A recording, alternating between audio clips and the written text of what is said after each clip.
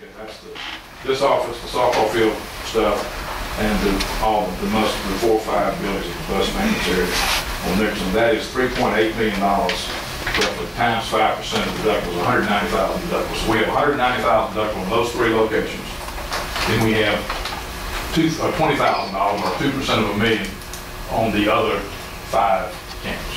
And that's in the wind pool. Those 5 are in the wind pool. So the first $1 million is in the wind pool, then we're excess of the wind pool by $20 million. So you have a total. Last year we had, remember we bought 10, and I told you you had the 5 with the wind pool, so we really had 15. Now we're buying 20, and we've got the 5 with the wind pool, so you really have $25 million of wind coverage, not counting the inland marine. So that's really another 3.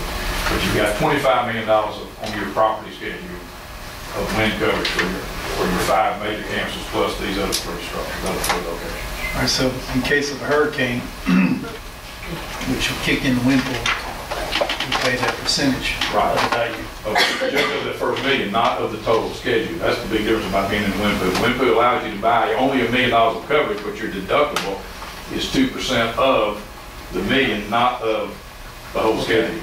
Okay. Now, on the other areas of coverage where we have our regular insurance coverage outside of wind pool? Yes.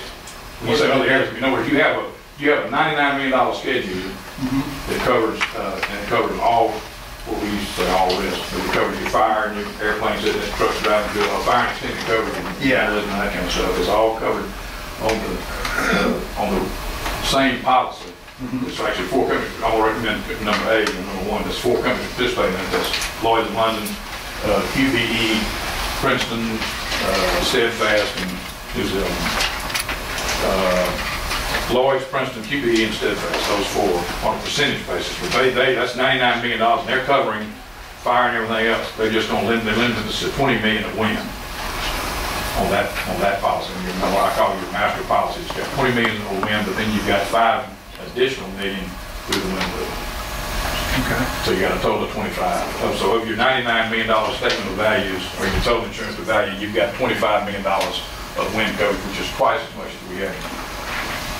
Almost what we had 15 last year, now we have 25. So what I'm surprised is that option 1 is the best. Yes. Choice. I didn't realize it's lesser, but I'm trying to. It's better coverage and lesser premium. So you think, well, why in the world did I even give you option 2? I didn't, only because it's the incumbent company. I wanted you to see that what else was out there. It's a no-brainer to take option 1, in my opinion, because it's twice as much wind coverage as you had and a lesser premium by $7 grand. All right, now, on the option 1, outside of the wind coverage, what is our deductible?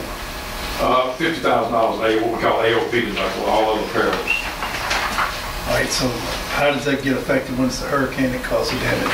Hurricane doesn't have anything to do with all of the AOP. All of the perils means fire and trucks and planes and everything else. That's the $50,000 for all of the perils. The deductible for the hurricane is $20,000 for each of the 5 major campuses. This is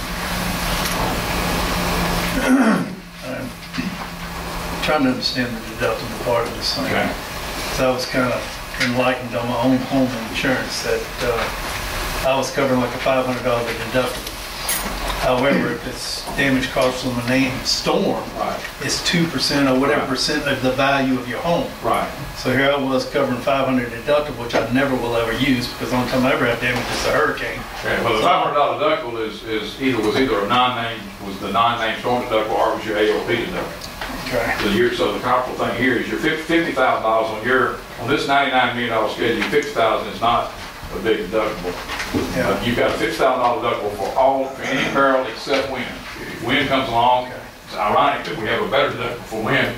We're $20,000 only because we're in the wind pool, and we have the joy of paying them a lot of money. It's about what's the wind pool cost? About 140 grand altogether. Yes. So if we have a hurricane, then anything that's called out from outside the wind, we pay the first $50,000. Yeah, I don't know if there would be anything. But if we had a fire ensued from the hurricane as a result, that'd be a $50,000 deductible. All right, then we just have a fire. We had a fire, we have a $50,000 deductible. Okay, no. And that's it doesn't matter if it happened at one school or 3 schools at one time. It's an occurrence deductible. Each one of them is occurrence. Now, the wind deductible is a little bit different. The wind deductible isn't an occurrence deductible, but it's $20,000. Sorry. It's $20,000 for each of the five campers. It's a $20,000 deductible at the high school, the $20,000 deductible at the middle school, $20,000 at Quarles, $20,000 at Harper McCon, and $20,000 at Reeves. Then we've got 5% at this location, the softball field and the bus barn. So your total out-of-pocket deductible would be, what's on that sheet, I'll give you $290,000, is it $290,000? If everything we had was damaged in the storm, from a windstorm, you'd have a deductible of $290,072. Total out-of-pocket. And that's if it's a named storm. Any kind of Doesn't matter. Doesn't matter about name. Right, that's what I was trying to- Right, I'm sorry, yeah. Relate that back to. I got you, yeah. No, you were trying to relate the 50 to the non-name storm. Right. This is just pure wind deductible, the name storm out, 99 and 9/10 of the time. In a way, I hate the way our industry is given that. It makes you look like we're giving you something when we tell you this deductible for a non-name storm is a lot lower. It isn't possible to have a tornado in February, I know, I've been through one, but it's 99 and 9/10 of the time we're gonna hit the hurricane. We're all worried about the hurricane. Exactly. So your hurricane deductible is maximum out of pocket for the district, $290,000. If every building got hit, but if just one building gets hit with a spin-off tornado, that's just 20 grand at each one of those 5 major camps. So it's a pretty good structure. And what's better about it is that we've got twice as much wind we had last year from 10 to 20, and we're saving 70 grand. So that's my recommendation is when you have to make that decision tonight, this year we tried to get it to you at your request a month earlier, so you can have time to look at it. Jamie and I asked, I'm sorry. Jamie and I had asked Mr. Sneed and the company to start moving this earlier in the year. I like even maybe move it up another month next year. This is such a big part of our budget, and getting it at the end of June to start July 1 was really hard on us balancing the budget. So he worked with us this year to move it in, and then we may try to move it to the beginning of May. Because like I said, Mr. Harvey needs this the final piece of the budget because it's so much now. We appreciate that, although we know you just told us they need to do it earlier. That's all it took, wasn't it?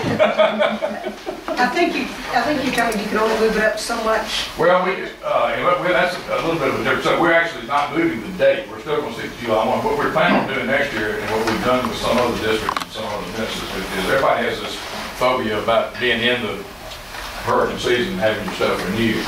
And we've been able to move what I was telling you about.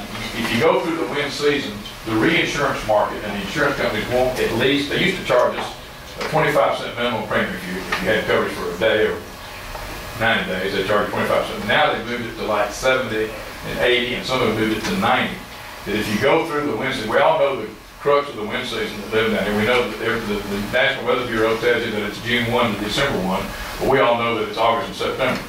That's what I tell them. You have to, officially it's those times, but we know that the crux is August and September. So if you go through the wind season, and right now the way the companies look at it, if you have coverage for any period of time from June 1 to December 1, they're going to charge you 75 to 80% minimum earned premium. And I've had the debt come this time, part of my frustration with an account that finished rebuilding after the hurricane and renewed and finished their construction July the 15th. So we started their policy, their new policy July 15th. We're up there on a calendar year budgetary situation, and they wanted to have their coverage to come up on January 1st. I've been trying to move that thing for 3 years since post-storm to get it. And so what I started doing, I said, okay, I'm gonna beat y'all at your own games. So what I did when I moved it from July, I canceled it in May. So that was about 80%, that was 80% of the earned premium, so they couldn't penalize it. Then next year I'm gonna cancel it like in February, and I'm gonna get it back in January. Like the client wants it, but it makes me mad that our industry won't let you as the client pick and choose what you want to do, but I'm just telling you why we can't is because I also understand that's what they call adverse selection. If they're getting premium and they're not getting the full premium, they know they're facing the crux of the storm season in July and August. And if they cancel it in October, that's why the wind pool used to let you cancel. That's why flood will let you cancel. You pay a flood policy, you can't cancel it till it ends, because they know that when people used to on the wind policies were take it out in July, August, and September, they cancel it in October and wait till next July. And so we can't play that game anymore, and it shouldn't. If the companies expect you to have, they look at the risk all year from the premium earning standpoint, but they know that their vulnerability is in the summer months. And so we can look at moving your coverage out of the July 1 date.